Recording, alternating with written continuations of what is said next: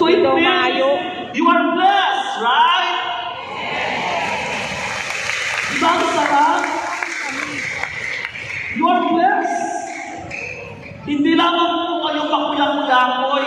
Hindi lamang kayo mga Kristiyano hanggang pangalan lamang. Pero hindi naman talaga seryoso. Di ba mga Kristiyano? Hindi mo alam kung Kristiyano. Kasi hindi naman seryoso.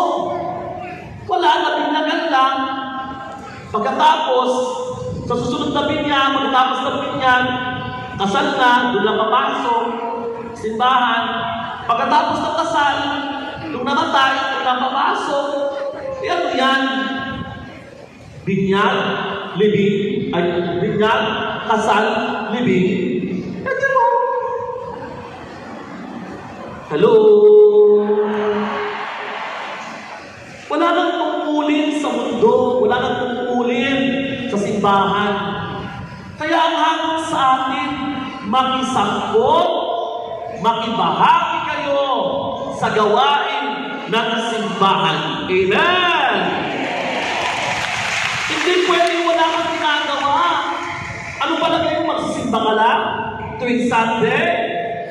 Wala kang gagawin? Kung uyangan ka lang, la la la la la la la la la la, tapos uwi ka na?